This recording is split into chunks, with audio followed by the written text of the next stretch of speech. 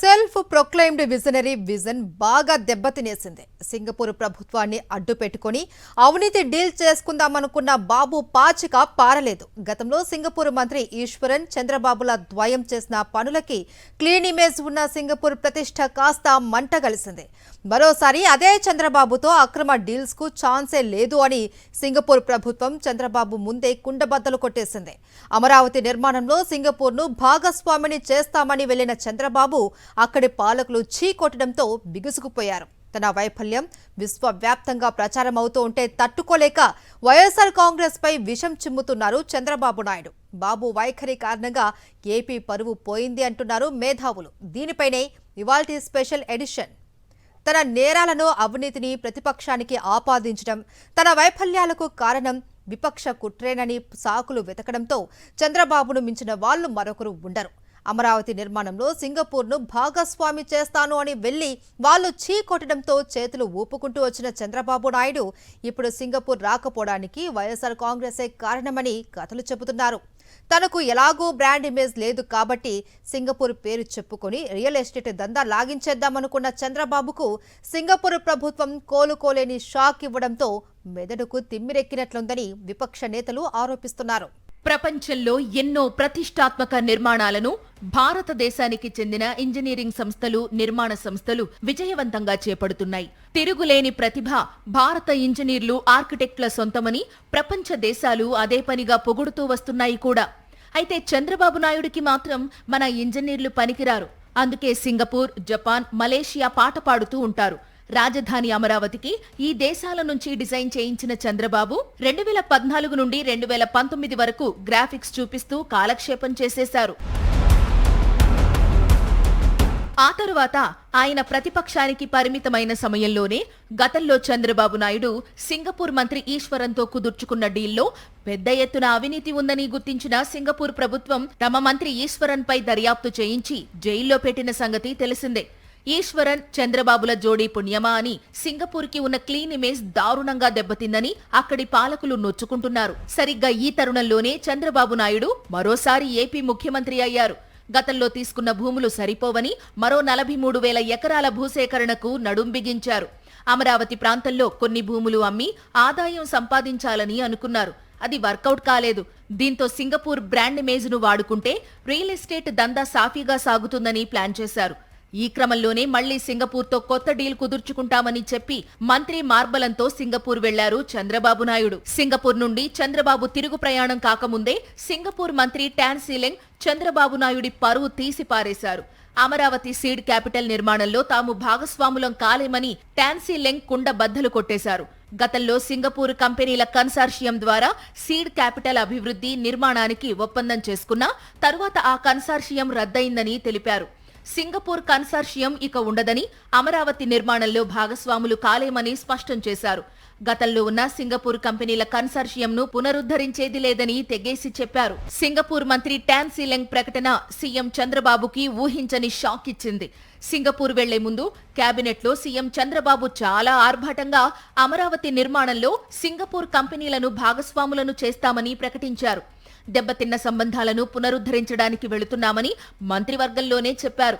మంత్రి నారాయణ అయితే మీడియా ముఖంగానే మళ్లీ అమరావతి సీడ్ క్యాపిటల్ నిర్మాణ బాధ్యతలను సింగపూర్ కంపెనీలకు అప్పగించడానికి ప్రయత్నిస్తున్నామన్నారు. ఆ చర్చల కోసమే ప్రధానంగా సింగపూర్ వెళుతున్నామని మంత్రి నారాయణ చెప్పారు. గతంలో రద్దయిన ఒప్పందాన్ని మళ్లీ చేసుకుంటామని ప్రకటించారు. చంద్రబాబు ముఖ్యమంత్రి అయినప్పటి నుండి సింగపూర్ కంపెనీలు ఆ ప్రభుత్వంతో పలు దఫాలు చర్చించారు. అయితే చంద్రబాబు ప్రభుత్వం అవినీతి దెబ్బకు సింగపూర్ వెనకడుగు వేసింది. గతంలో ఈ ఒప్పందాలు చేసుకున్న సింగపూర్ మంత్రి ఈశ్వరన్ ఇప్పుడు జైలులో ఉన్నారు. చంద్రబాబుకి చాలా క్లోజ్ ఫ్రెండ్, అత్యంత సన్నిహితుడైన మాజీ సింగపూర్ మంత్రి ఈశ్వరన్ను సొంత ప్రభుత్వమే జైలుకు పంపింది. సింగపూర్లో అవినీతిని ఉపేక్షించరు. అలాంటి సింగపూర్ ప్రభుత్వానికి చంద్రబాబు సన్నిహితుడు ఈశ్వరన్ అవినీతి మచ్చ తీసుకురావడంతో జైలుకు పంపారు. ఇప్పుడు అందుకే చంద్రబాబు ఒప్పందాలు అనగానే సింగపూర్ ప్రభుత్వం ససేమిరా అంది. చంద్రబాబు స్వయంగా వెళ్లి అడిగినా అమరావతి సీడ్ క్యాపిటల్ నిర్మాణంలో తలదూర్చమని స్పష్టం చేసింది. గ్రాఫిక్స్ చేసినంత తేలిగ్గా అబద్ధాలు ఆడేస్తారు చంద్రబాబు నాయుడు. గతంలో సింగపూర్ ప్రభుత్వంతోనే తాము డీల్ కుదుర్చుకున్నాము అని చంద్రబాబు అన్నారు. అయితే అది పచ్చి అబద్ధం. సింగపూర్కు చెందిన ఒక ప్రైవేటు కంపెనీతోనే ఆయన డీల్ చేసుకున్నారు. అది కూడా అవినీతి పుట్టే. భూములు మనవి, పెట్టుబడి మనది. కానీ ప్రభుత్వానికన్నా సింగపూర్ ప్రైవేటు కంపెనీకి ఎక్కువ వాటా ఇవ్వడానికి ఓకే అనేశారు చంద్రబాబు. దీని వెనుక క్విడ్ ప్రోకో కుట్ర ఉందని ఆర్థిక రంగ నిపుణులు అప్పుడే మొత్తుకున్నారు.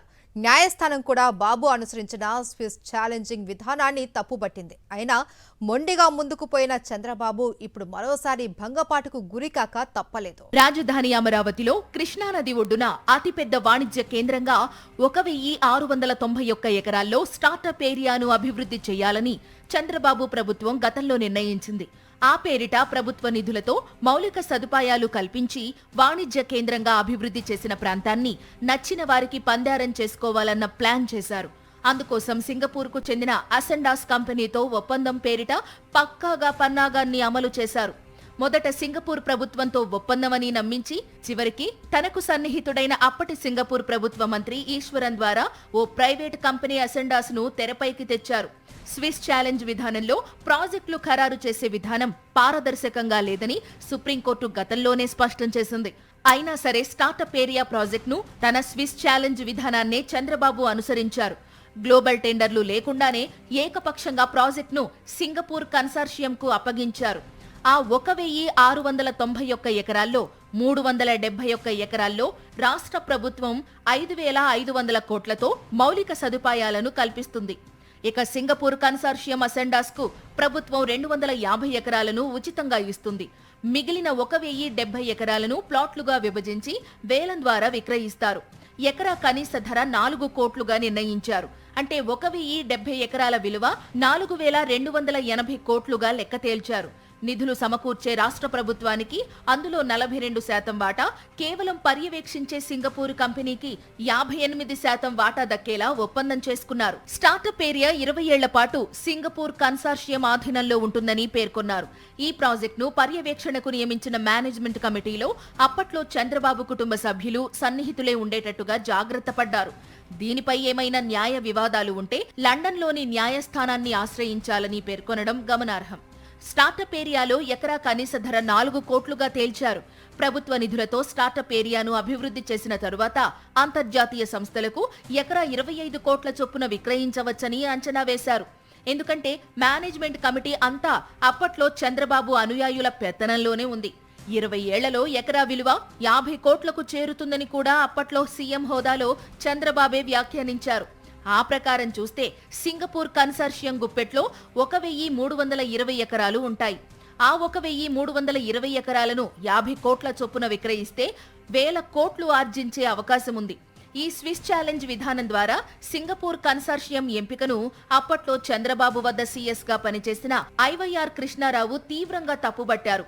అది సుప్రీంకోర్టు మార్గదర్శకాలు, ఏపీ ఐడిఐ చట్టానికి కూడా విరుద్ధమని ప్రకటించారు. ఇంతటి అవినీతిమయమైన ఒప్పందాన్ని సింగపూర్తో గతంలో చంద్రబాబు ప్రభుత్వం చేసుకుంది.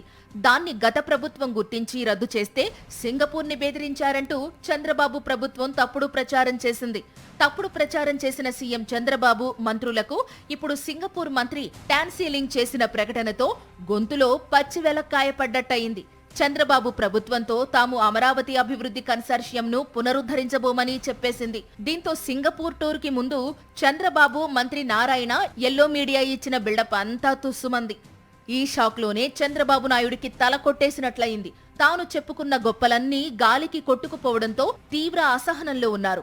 ఈ ఫ్రస్ట్రేషన్ లోనే సింగపూర్ చీకొట్టడానికి వైఎస్ఆర్ కాంగ్రెసే కారణమంటూ తలా తోకా లేని ఆరోపణలు చేస్తున్నారు చంద్రబాబు. సింగపూర్ ప్రభుత్వాన్ని బెదిరించి వారు ఏపీకి రాకుండా అడ్డుకుంటున్నారంటూ విష ప్రచారం చేస్తున్నారు. ఒక పక్క సింగపూర్ ప్రభుత్వం ఝలకిస్తే మరోవైపు మళ్లీ భూసేకరణ చేస్తామంటోన్న కూటమికి ప్రజల నుండి వ్యతిరేకత వ్యక్తమవుతోంది. సెంటు భూమి కూడా ఇచ్చేది లేదని రైతులు తెగేసి చెబుతున్నారు.